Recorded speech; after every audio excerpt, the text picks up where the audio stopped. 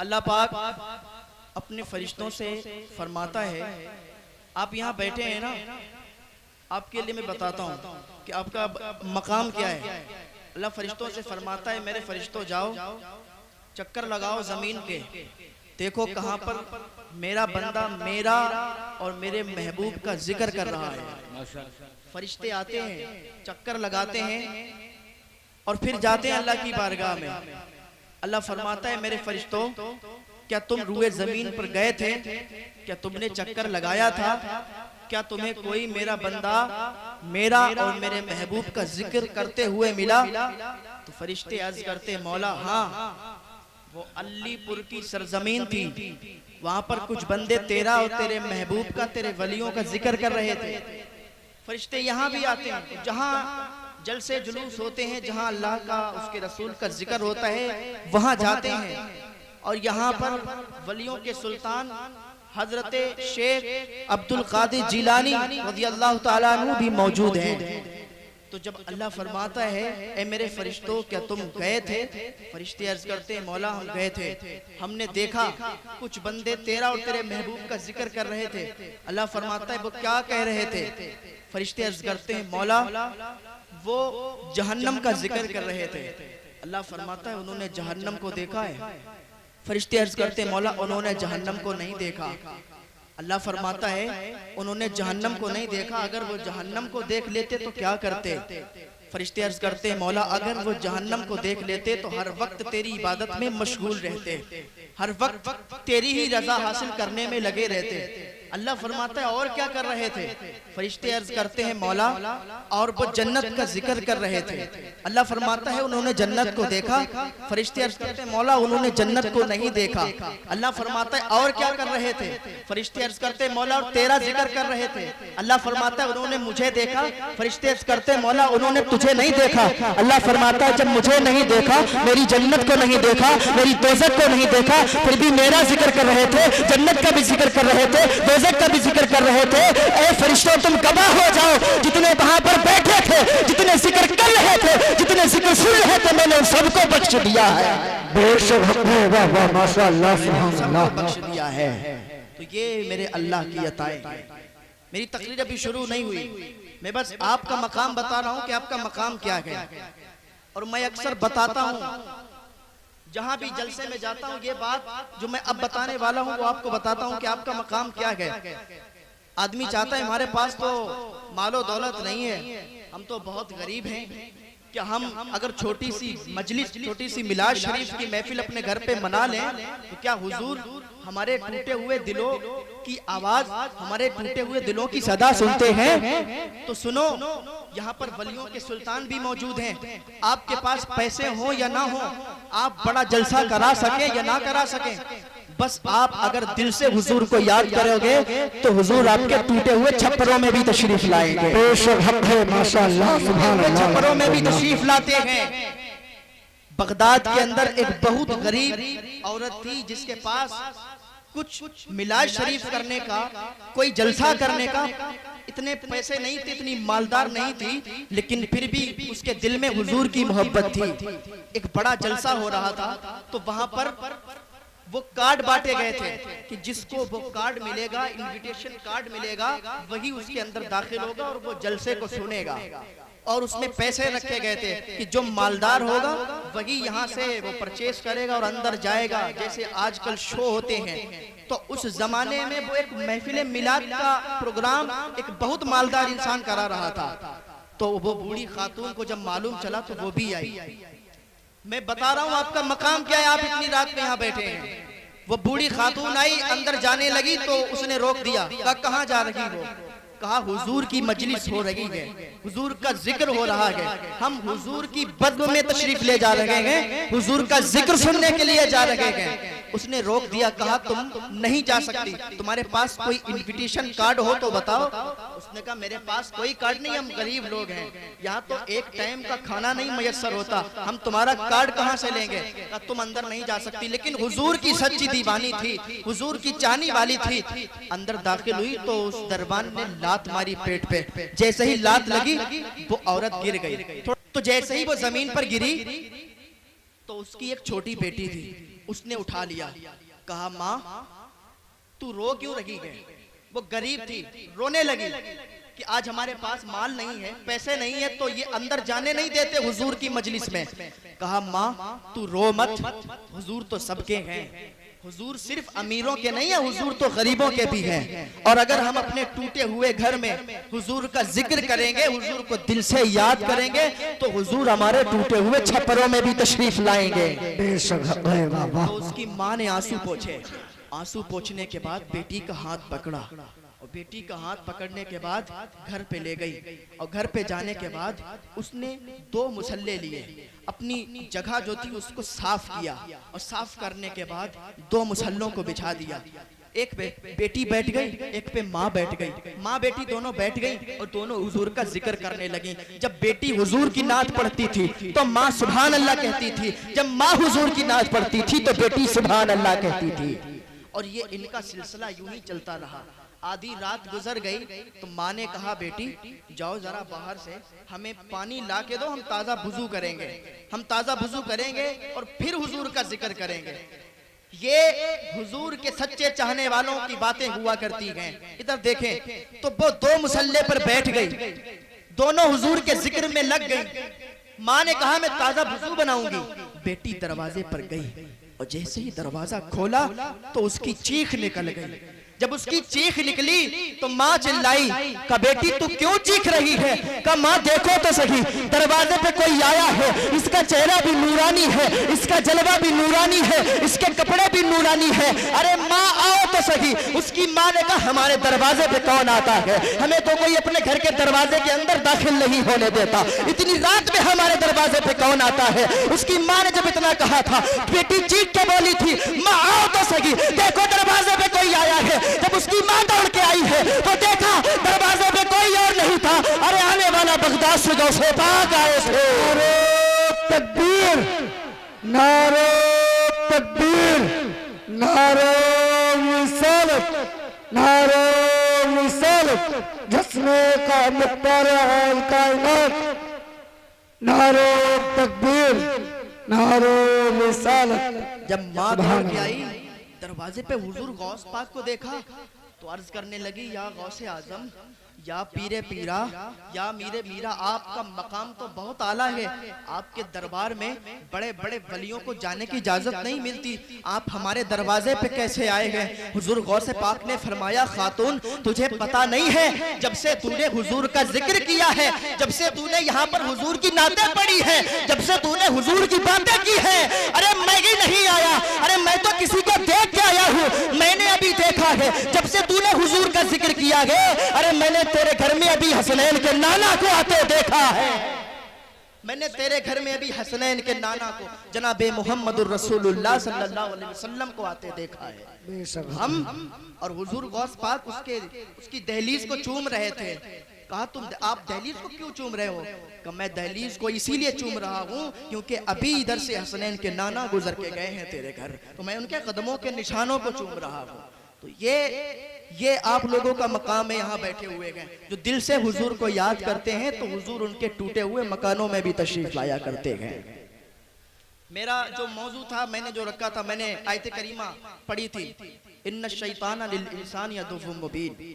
आपके जहन को हाजिर करने के लिए मैंने ये 2 वाक़ई आपको दे दिए ताकि आप सुकून से सुने। अब थोड़ा माहौल बनाएं और बस 20-25 मिनट की गुफ्तगू सुन के चले जाएं। अल्लाह फरमाता है कि बेशक शैतान इंसान का खुला हुआ दुश्मन है। शैतान हमारा भी दुश्मन है, हमारे बाप दादा का भी दुश्मन है। जब चोर को पता चल जाता है कि जिस घर में वो चोरी करने जा रहा है वहां के लोगों को पता चल गया है कि चोर फुला शख्स है, तो अब वो जब वहां जाएगा तो पकड़ा जाएगा और मारा जाएगा। तो इसी तरीके से जब शैतान को ये पता चल जाता है कि वो जिस पे हमला बोलने वाला है, शैतान को जब पता चल जाता है अगर इस पर हमला बोलेंगे तो गिरफ्तार हो जाएंगे, तो शैतान के हथकंडों से बचें। शैतान अपने हथकंडों को हर तरीके से आजमाता है और इंसान को बहकाता है, इंसान को बड़ी नेकी से लाके छोटी नेकी पर लाके कर देता है। अगर आपको 1000 नेकी मिलने वाली है तो शैतान आपको 100 या 10 नेकियों पर लाके कर देगा। तो शैतान के हथकंडों से बचे। अल्लाह पाक ने शैतान की पूरी हिस्ट्री को कुरान पाक के अंदर इरशाद फरमा दिया। अल्लाह ताला फरमाता है, शैतान, थोड़ी देर सुन लीजिए, इधर गुफ्तगू सुन लीजिए। कुरान के अंदर अल्लाह ने पूरी हिस्ट्री शैतान की बयान फरमाई और ये बहुत ज्यादा पावरफुल था। ये फरिश्तों को पढ़ाता था, लेकिन जब अल्लाह ने हजरत आदम अलैहिस्सलाम को पैदा किया तो अल्लाह ने फरमाया कि आदम को सजदा करो, तो शैतान ने इनकार किया और कहा कि मैं आग से बना हूं, आदम मिट्टी से बने गए, तो मैं इनको सजदा इसलिए नहीं कर सकता। आग की फितरत है ऊपर उठना और मिट्टी की फितरत है नीचे जाना, तो मैं इनसे बेहतर हूं। जब इतना उसने कहा तो अल्लाह ताला ने फरमाया, तू मेरी बारगाह से निकल जा, भाग जा यहाँ से मरदूद। तो अल्लाह ताला ने उसे धुतकार के भगा दिया। अल्लाह ने, तो वो शैतान कहने लगा कि अल्लाह तू मुझे भगा रहा है, मैं तेरे बंदों को भटकाऊंगा, सिराते मुस्तकीम पर घात लगा के बैठूंगा, तेरे बंदों को भटकाता रहूंगा। अल्लाह फरमाता है कि तू मेरे बंदों को कभी नहीं भटका सकता, जो मेरा बंदा होगा वो कभी नहीं भटकेगा। लेकिन अगर कोई तेरी चाल में आ भी जाएगा, जमीन से आसमान तक गुनाह करके ले भी आएगा, लेकिन जब मेरी बारगाह में पलट आएगा, जब वो गुनाहों से तौबा कर लेगा, तो उसकी तौबा को ऐसे ही माफ फरमा दूंगा जैसे गोया कि उसने कभी गुनाह ही नहीं किए हैं। शैतान बड़ी बड़े नेकियों से लाके छोटी छोटी नेकियों पर कर देता है। कैसे? हजरत अमीर मुआविया रज़ी अल्लाह तआला अन्हु सो रहे थे, नमाज कज़ा हो गई फजर की। जब नमाज फजर की कज़ा हुई तो सुबह उठे तो बहुत रोए, और रोने के बाद फिर उन्होंने कज़ा नमाज पढ़ी, तो दूसरे दिन फिर सोए और फिर सोते रहे, तो शैतान ने आके उन्हें उठा दिया। हजरत अमीर मुआविया रज़ी अल्लाह तआला अन्हु कहने लगे, तू कौन शख्स है जो मुझे नमाज से आके उठा दिया तूने, अब मेरी नमाज कज़ा नहीं होगी। तो कहने लगा कि मैं शैतान हूँ। कहा तू शैतान है? कहा हाँ मैं शैतान हूँ। कहा तेरा तो कोई फायदा नहीं था, फिर तूने आके मुझे क्यों उठा दिया? कहा जब आपकी कल नमाज कज़ा हुई थी ना, तो आप इतना रोए थे कि अल्लाह ताला ने आपको 1000 नमाजों का सवाब अता फरमाया था, और आज भी अगर आपकी कज़ा हो जाती तो अल्लाह ताला आपको फिर 1000 नमाजों का सवाब अता फरमाता। तो मैं नहीं चाहता कि आपको 1000 नमाजों का सवाब मिल जाए, तो मैंने आपको उठा दिया, तो आपको एक ही नमाज का सवाब मिलेगा। तो शैतान इस तरीके से हमें बहकाता है, फुसलाता है, लेकिन हमें शैतान के बहकावे में नहीं आना चाहिए। हमें और फैमिली लाइफ में, इंसान की फैमिली लाइफ में शैतान का बड़ा जबरदस्त रोल होता है। आजकल तलाक वाले मैटर बहुत ज्यादा आते हैं, हमारे पास अक्सर फोन आते हैं वो तलाक के मसले में कि तलाक हो गई, वो हमारे शोहर राजी नहीं है, शोहर कहता है वो हमारी बीवी राजी नहीं है।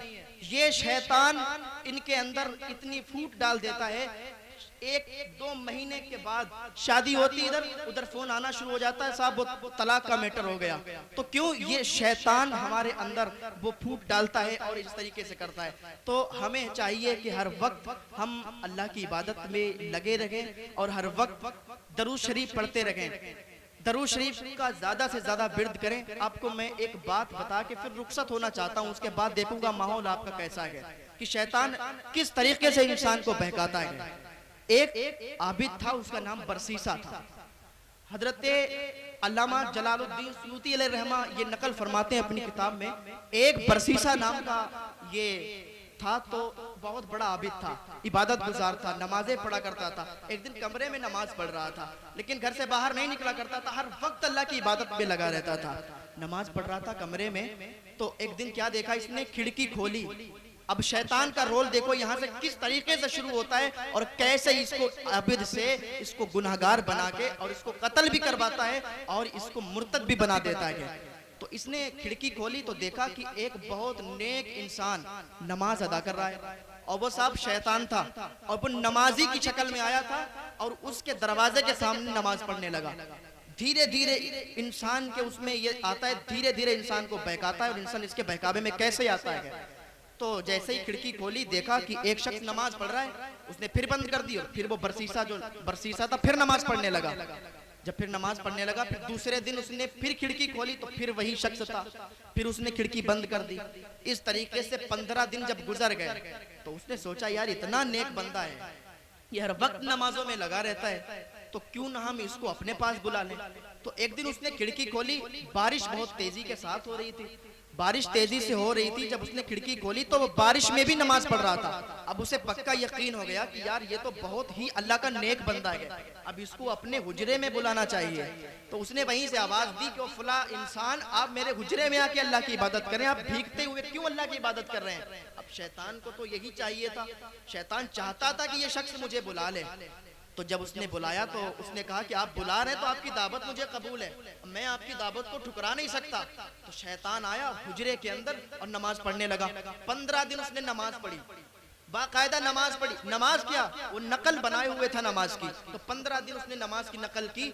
अब जो आबिद इंसान था उसे पक्का यकीन हो गया कि ये तो बहुत बड़ा अल्लाह का नेक बंदा है। अब उसने अपना धीरे धीरे रोल शुरू किया। बरसीसा को उसने बहकाना शुरू किया कि आप इतने बड़े अल्लाह के बंदे हो, आप इतने बड़े जाहिद हो, आप इतने बड़े आबिद हो, इतनी इबादत करते हो, आपकी जबान में तो बहुत पावर होगी।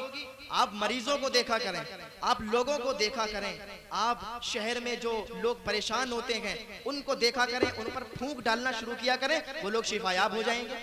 उसने कहा यार मैं ये काम नहीं करता, मैं बस इबादत में लगा रहता हूँ। लेकिन शैतान ने उसको धीरे धीरे बहकाया और कहा मैं आपको एक मंत्र बताता हूँ। शैतान ने एक मंत्र बताया उसको और कहा ये मंत्र तुम ले लो, जब तक तुम्हारे पास ये मंत्र रहेगा, जब तक लोग तुमसे शिफायाब होते रहेंगे।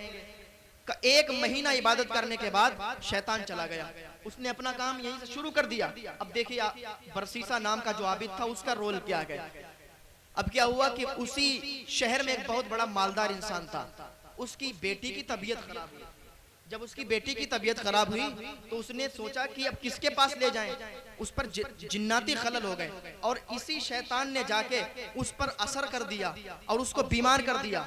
और फिर उनके दिलों में यह डाल दिया कि बरसीसा नाम का शख्स है, उसके पास चले जाओगे, उसके पास एक ऐसा मंत्र है कि वो मंत्र फूकेगा कि तुम्हारी बेटी सही हो जाएगी।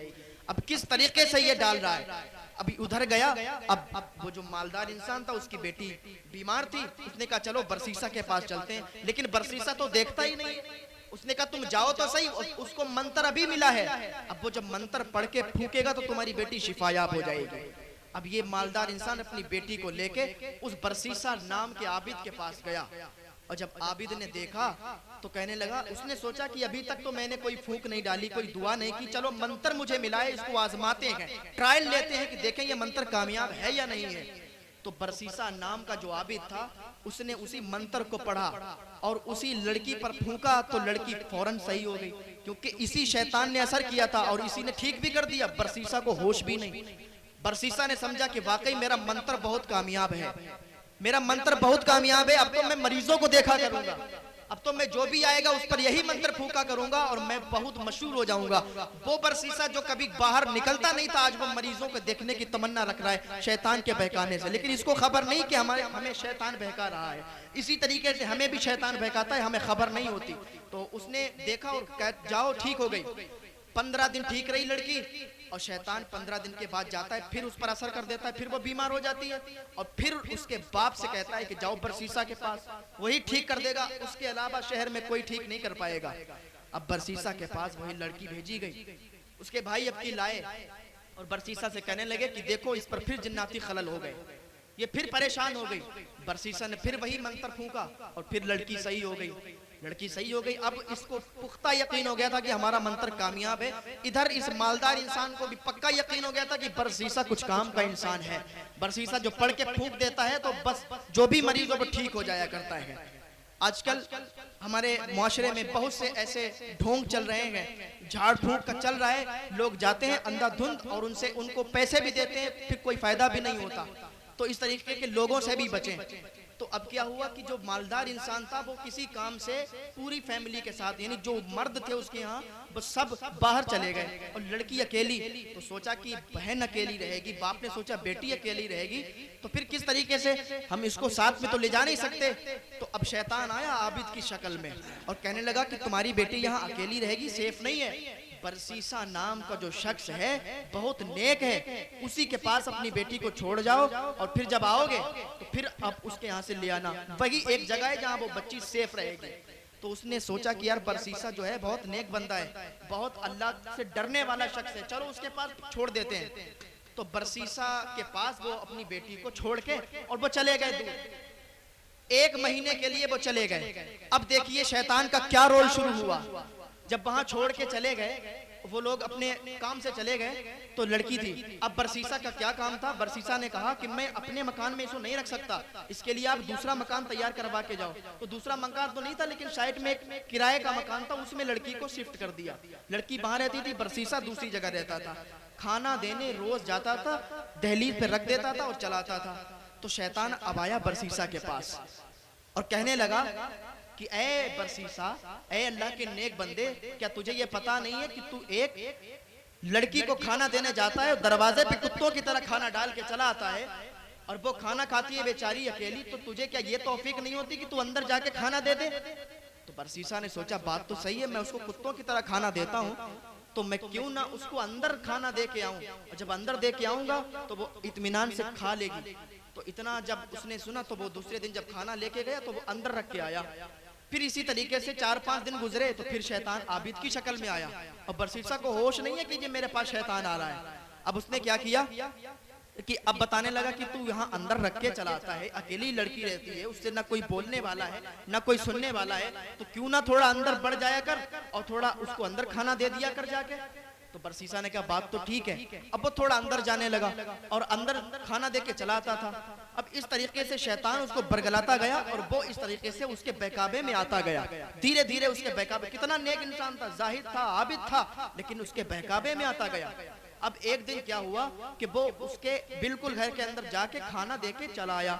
अब शैतान ने कहा कि तू अंदर जाता है और चलाता है, थोड़ी बातें कर लिया कर। जब थोड़ी बातें कर लेगा तो उसका दिल लग जाएगा, अकेली बच्ची है, उसका दिल लग जाएगा। तो कहा बात तो ठीक है। तो दूसरे दिन फिर वो गया, उससे बातें करके चलाता था। अब धीरे धीरे माहौल इतना खराब हो गया कि बरसीसा ने जिना कर लिया, माज़अल्लाह जिना कर लिया। शैतान ने उसको ऐसा बहकाया कि उसने जिना कर लिया। अब वो क्या हुआ, अब वो बड़ा परेशान हुआ, आबिद से कहने लगा, वो शैतान था, आबिद की शक्ल में आया। अब बरसीसा उससे कहने लगा कि मुझसे तो इतना गुनाह हो गया। उसने कहा कि कोई बात नहीं है, अभी किसी को बताना मत, उसके भाई और उसके बाप बाहर गए हुए, जब आएंगे तो किसी को कोई खबर ना लगे। कहा ठीक है। लड़की थोड़े दिन के बाद प्रेग्नेंट हो गई। लड़की प्रेग्नेंट हुई। अब वो वहां पर उनको टाइम लग गया, काफी 1 साल का वक्त उन्होंने लग गया जहां पर वो लोग गए थे। अब इधर बरसीसा बड़ा परेशान था, अब इधर बच्चे की विलादत भी हो गई। इधर बच्चे की विलादत हुई तो फिर शैतान आया आबिद की शक्ल में। अब देखो किस तरीके से इसने रोल निभाया। कहने लगा कि अब तो बच्चा भी हो गया, अब तो तू मार दिया जाएगा। अब वो मालदार इंसान आएगा, जब उसको पता चलेगा हकीकत, वो तो मार देगा और तुम बस बेमौत मारे जाओगे। तो अब क्या करूं तुम बताओ? का ऐसा करो, मैंने तुम्हें इतना समझाया है, मैंने तुम्हें मंत्र दिया है, इतना कुछ किया है, तो मेरी बात मानोगे तो तुम बच जाओगे। तो क्या करूं? का ऐसा करो, अब जब तुम जाना तो किसी हिसाब से बच्चे को कत्ल कर देना। अब बच्चों के कत्ल करके वहीं पर दफन कर देना। अब जब वहीं पर दफन कर दोगे तो फिर कुछ बात ही नहीं बचेगी, लड़की भी नहीं बताएगी, तुम भी नहीं बताओगे, मामला खत्म हो जाएगा। उसने कहा ठीक है, बात तो तुम्हारी सही है। अब वो बहकावे में आ गया और अंदर गया। जाने के बाद लड़की से कहा कि मैं इस बच्चे को कत्ल कर दूं। अब माँ तो माँ होती है ना, माँ अपने बच्चे को कैसे कत्ल करवा देगी? उसने कहा नहीं है मेरा बच्चा है, मैं नहीं दूंगी इसे कत्ल करने के लिए। उसने जबरदस्ती छीन लिया और उसे कत्ल करके वहीं दफन कर दिया। अब लड़की भी उससे नाराज हो गई। अब वो आया उसी शैतान के पास, वो आबिद की शक्ल इख्तियार किए बैठा था। कहने लगा मैंने उसको कत्ल कर दिया, दफन भी कर दिया, अब बताओ क्या करना है? अब कुछ मत करो, अब क्या करना है? लड़की भी तुमसे नाराज हो गई, अब तुम अगर बचना चाहते हो और अपने बचाव में, तो तुम लड़की को भी कत्ल कर दो।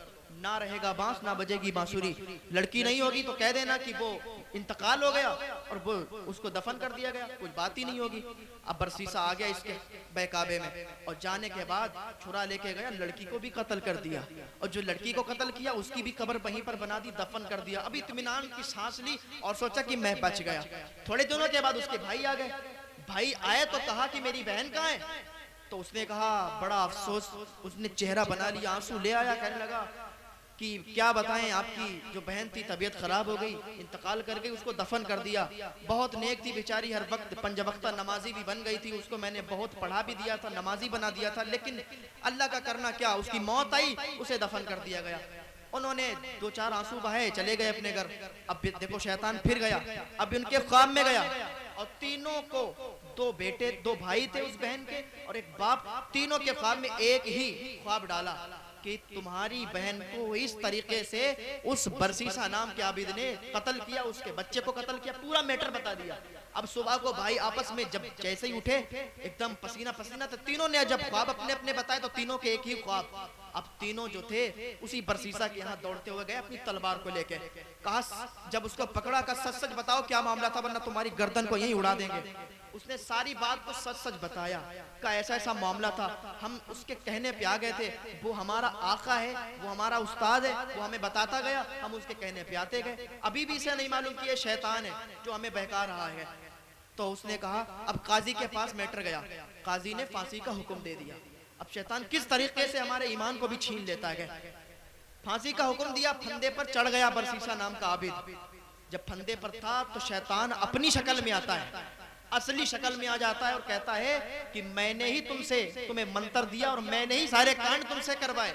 अब अगर तुम बचना चाहते हो तो मैं बहुत ज्यादा पावरफुल हूँ, अगर तुम बचना चाहते हो तो मैं तुम्हें बचा सकता हूँ। कहा तुम कैसे बचा सकते हो? कहा मैं तुम्हें बचा सकता हूँ अगर तुम मेरी एक बात को मान लो। कहा क्या करना है? कहा तुम सिर्फ इतना कह दो, खुदा का इनकार कर दो और मुर्तद हो जाओ, माज़अल्लाह। उसने कहा बचा सकते हो मुझे? कहा बिल्कुल बचा सकता हूँ, मैं क्या नहीं कर सकता, मैं शैतान हूँ, मैं क्या नहीं कर सकता। आबिद था, उसने कह दिया कि खुदा है ही नहीं, खुदा का इनकार कर दिया, माज़अल्लाह, मुर्तद हो गया। जब खुदा का इनकार किया, जब काफिर हुआ, मुर्तद हुआ, तो शैतान गायब हो गया। और जब गायब हुआ इधर उसको फांसी भी लग गई। अभी तो ईमान वाला था, सिर्फ जिना का इल्जाम लगा था, लेकिन अभी तो मुर्तद हुआ, ईमान से भी खारिज हो गया और सीधा जहन्नमी हो गया। तो शैतान ने किस तरीके से काम किया, किस तरीके से उसको बहकाया और किस तरीके से क्या क्या करवा दिया और आखिर में उसका ईमान भी छीन लिया। तो हमें शैतान के हथकंडों से बचना चाहिए। अल्लाह ताला हमें शैतान के हथकंडों से बचाए। अल्लाह ताला हमें नेक अमल करने की तौफीक अता फरमाए। आप इस जलसे में आए हो तो यहाँ से एक पैगाम लेके जाओ। आखिरी बात मैं आप तक पहुंचाता हूँ, आखिरी बात सुन के अपनी तकरीर को खत्म कर दूंगा। ये दौर जो है ना, बहुत पुरफितन दौर है, बहुत ही अजीब तरीके का माहौल है। अल्लामा इकबाल ने बहुत पहले कहा था कि अगर आप अपने बच्चों के सीनों में मुस्तफा की मोहब्बत डालना चाहते हो तो तीन चीजों को अपना लेना। तीन चीजों को बताया, अपना लेना, तुम्हारा बच्चा मुस्तफा की मोहब्बत में गामजन हो जाएगा और तुम्हारे बच्चे के सीने से कभी कोई मुस्तफा की मोहब्बत को निकाल नहीं सकता है। तो कहा क्या चीज है? कहा पहली चीज, जब भी तुम्हारा बच्चा हो तो अपने बच्चों को मुस्तफा पर दरूद शरीफ पढ़ना सिखा दो। जब मुस्तफा पर तुम्हारा बच्चा दरूद शरीफ पढ़ेगा तो उसे मुस्तफा से प्यार हो जाएगा और दरूद शरीफ की बरकत बहुत ज्यादा है। अल्लामा जलालुद्दीन सुयूती रहमा फरमाते हैं, हदीस पाक है, हुजूर ने फरमाया कि जो शख्स दरूद शरीफ पढ़ता है, क्या फरमाया कि अल्लाह का एक फरिश्ता है, उसका सर अर्शे मुअल्ला के नीचे है, उसका एक बाजू पूरब में है, एक बाजू पश्चिम में है, उसके पैर जो है सातों जमीन के नीचे हैं, उसके पर इतने हैं जितनी मखलूक है, जितने इंसान हैं, जिन्नात हैं, शजर हैं, हजर हैं, जितनी मखलूक है अल्लाह ताला की, उतने उसके पर हैं। और उसका काम क्या है? उसका काम ये है कि जो भी इंसान एक मर्तबा हुजूर सल्लल्लाहु अलैहि वसल्लम पर दरूद शरीफ पढ़ता है तो उसका वो फरिश्ता नूर के समंदर में गोता लगाता है और फिर अपने परों को झाड़ता है। हर पर से एक कतरा टपकता है और हर कतरे से एक फरिश्ता पैदा होता है। उस फरिश्ते का काम यह होता है, जो भी हुजूर पर दुरूद शरीफ पढ़ता है तो वो फरिश्ता उस दुरूद शरीफ पढ़ने या पढ़ने वाली या पढ़ने वाले के लिए कयामत तक बख्शिश की दुआएं करता रहता है। ये उसका काम है और ये हदीस पाक है, ये कोई झूठी बात नहीं है। ये अल्लाह ताला का एक इतना बड़ा फरिश्ता है, जब वो अपने परों को झाड़ता है तो फरिश्ते निकलते हैं। आपका बेटा आपका नहीं रहता, आपके घर वाले आपके नहीं रहते, आप इंतकाल कर जाएं, आज दुनिया में लोग हमारा साथ नहीं देते तो मरने के बाद कब्र में हमारा साथ कौन देगा? हमारी कब्र पर फातिहा पढ़ने कौन आएगा? हमारे लिए दुआएं कौन करेगा? यार बेटा भूल जाता है, बाप बेटे को भूल जाता है, बेटा बाप को भूल जाता है, लेकिन ये एक ऐसा फरिश्ता हमारे लिए है, हम दरूद शरीफ पढ़ते हैं तो ये फरिश्ता कयामत तक हमारे लिए बख्शिश की दुआएं करता रहता है। तो पढ़े सारे मिलके अल्लाहुम्मा सल्ली अला सय्यिदना मौलाना मुहम्मदिन व अला आलि मुहम्मदिन व बारिक वसल्लिम सल्लु अलैहि सलातु व सलाम अलैका या रसूल अल्लाह सल्लल्लाहु तआला अलैहि वसल्लम। एक बात हुई अल्लामा इकबाल की कि अगर अपने बच्चों के सीने में मुस्तफा की मोहब्बत डालना चाहते हो, एक बात तो ये होगी कि दुरूद शरीफ पढ़ना सिखाओ। दूसरी बात ये है कि अपने बच्चों को मुस्तफा की सीरत पढ़ना सिखाओ। मुस्तफा की सीरत पढ़ के उनको बताओ। जब आप खुद ही नहीं पढ़े होगे तो फिर मुस्तफा की सीरत क्या पढ़ाओगे? तो आपको चाहिए कि अगर आपका एक बेटा है तो उसे मदरसे में भेज दो और उसे आलिम दीन और हाफिज कुरान बनाओ, ताकि वो आपका बख्शिश का जरिया बन जाए, आपकी भी बख्शिश करवाए, आपके गांव वालों की भी बख्शिश करवाया करे। तो अपने बच्चों को आलिम दीन बनाओ, उन्हें सीरत मुस्तफा पढ़ाओ, ताकि मुस्तफा की मोहब्बत उनके सीने में आ जाए। और आखिरी बात बताई कि अगर चाहते हो कि तुम्हारे बच्चे के सीने में मुस्तफा की मोहब्बत आ जाए तो उन्हें मुस्तफा का हुस्न जमाल बताया करो, मुस्तफा का हुस्न जमाल बताओ, क्योंकि दुनिया में कोई ऐसा इंसान नहीं है जैसे मेरे मुस्तफा हैं, और जैसा हुस्न मेरे मुस्तफा का है वैसा हुस्न दुनिया में कोई नहीं, किसी माँ ने ऐसा बच्चा ही नहीं पैदा किया है। बच्चों को जब मुस्तफा का हुस्न जमाल बताओगे तो उन्हें मुस्तफा से प्यार हो जाया करेगा, उन्हें उन बच्चों को मुस्तफा से इश्क हो जाएगा। बात तो बहुत लंबी चली जाएगी, मैं इस पर गुफ्तगू करूं लेकिन वक्त साथ नहीं दे रहा। मैं अपनी गुफ्तगू को यहीं पर खत्म करता हूं। अल्लाह ताला हमें नेक अमल करने की तौफीक अता फरमाए। सारे लोग कलमा शरीफ पढ़ लें, ला इलाहा इल्लल्लाहु मुहम्मदुर रसूलुल्लाह सल्लल्लाहु ताला अलैहि वसल्लम। मेरे पढ़ने में सुनने में आपके कोई गलती हो जाए, कोई हो गई हो, अल्लाह ताला उसे माफ फरमा दे। अल्लाह नेक अमल की तौफीक अता फरमाए, अल्लाह गुनाहों से बचने की तौफीक